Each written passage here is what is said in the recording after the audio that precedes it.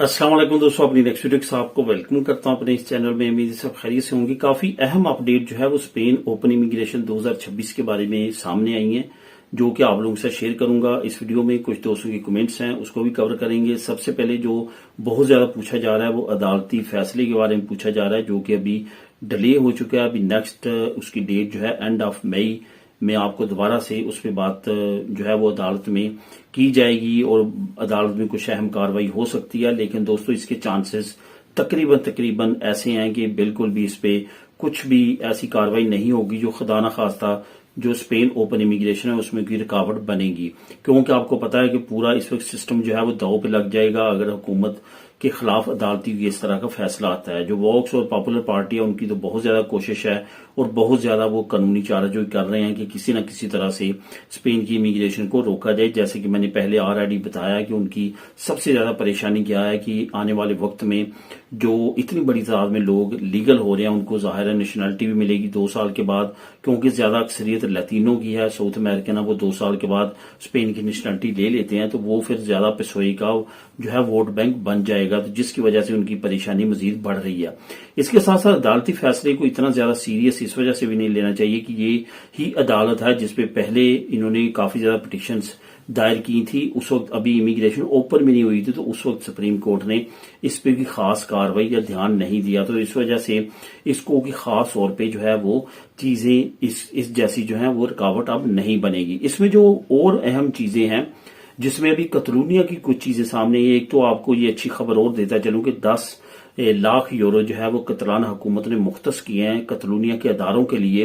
ये जो नए लोग जो हैं वो इमिग्रेंट्स अब शामिल हो रहे हैं, इनकी फलाह बहबूद के लिए, इनके लिए इंतजामात के लिए 10 लाख यूरो जो है हुकूमत ने रिलीज किए हैं इन अदारों के लिए, जो कि आपको आने वाले वक्त में कुछ सहूलतें प्रोवाइड करेंगे और कुछ अहम जो है वो चीजें आप लोगों के लिए की जाएंगी। क्योंकि बहुत बड़ी तादाद में लोग जो हैं इस वक्त लीगल हो रहे हैं और आने वाले सिस्टम में आ रहे हैं। और उससे भी अच्छी बात एक और है कि सूरीदा सोशल ने बहुत बड़ी अपडेट दी है कि पहली मरतबा इतनी बड़ी तादाद में गैर मुल्की इमिग्रेंट जो हैं वो सिस्टम का हिस्सा बने हैं, यानी कि सूरीदा सोशल का आलता हुआ है। जाहिर है जो लोगों के पेपर पास हो रहे हैं अब वो सूरीदा सोशल में आलता करेंगे, काम करेंगे, टैक्स पे करेंगे, तो वो ऑटोमेटिकली हुकूमत को और मुल्क को फायदा होगा।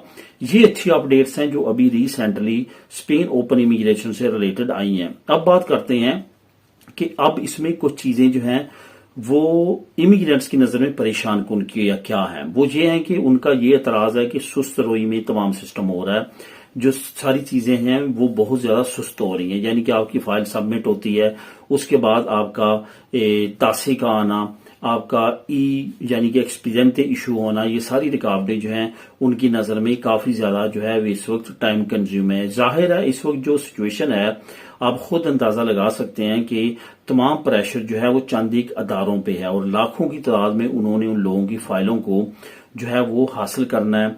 ऑनलाइन भी है, डाक के जरिए भी है, सरकारी अदारे भी इसमें इन्वॉल्व हैं। तो ये सारी फाइलें जो है जा तो एक ही जगह पे रही हैं और उन्होंने तमाम की जांच पड़ताल करनी है। और इसमें सबसे जो अहम अमल है वो है आपके कैरेक्टर सर्टिफिकेट का।